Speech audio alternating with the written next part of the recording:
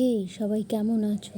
সবার lunch complete হয়ে গেল আর আমি এতক্ষণে ভাত বসিয়েছি। আমার ডাল হয়ে গেছে। সেদিন যাদের জামাগুলো ছাড়িয়ে সে বেটি খেয়ে ফেলেছিলাম, আজকে সেইগুলোকে বের করেছি, কিছু একটা করে খাবো। কি করব ভাবলাম আজকে বড়া করে খাই। তাই সেইগুলোকে প্রথমেই ভালো করে কেটে নিলাম, দুটো আলু এর সঙ্গে দিয়েছি। এরপর আলুগুলো আর এইগুলোকে নুন হলুদ দিয়ে ভালো করে সেদ্ধ করে নেব।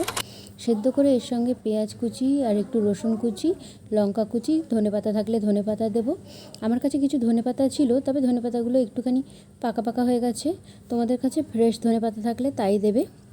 সেইগুলো দিয়ে ভালো করে চটকে মাখবো। লঙ্কাগুলো আমি কোচাইনি, কারণ ছুরিতে করে লঙ্কা কোচালে আমার হাত জ্বালা করে। ওগুলো আমি কাঁচিতে করে কোচাবো বলে ওই গোটা গোটা দেখতে পাচ্ছ, লঙ্কা কুচি বলেছিলাম তো তাই।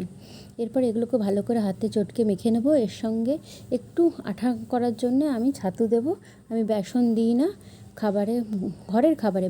এমন নয় যে আমি বেসন খাই না, খাই।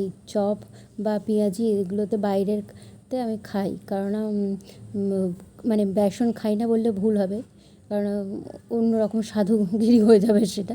এরপর এগুলো বড়ার আকারে ভেজে নেব। এগুলো কিন্তু কোপ্তা নয়, বড়া। খেতে বেশ ভালো হয়, আমাদের বাড়ির সকলে খুব পছন্দ করে এগুলো আমরা খুব প্রায় খাই এবং খুবই পছন্দ করি। তারপর এগুলোকে উল্টে পাল্টে ভেজে নেব। এগুলো কিন্তু একটু নরম হয়, মুচমুচে গোছের হয় না। এগুলো উল্টে পাল্টে ভেজে নেওয়ার পর বসে গেছি ভাত নিয়ে। ভালো করে সাজিয়ে বসলে ভালো হতো, কিন্তু খিদের সময় আর এত সাজাতে ভালো লাগে না।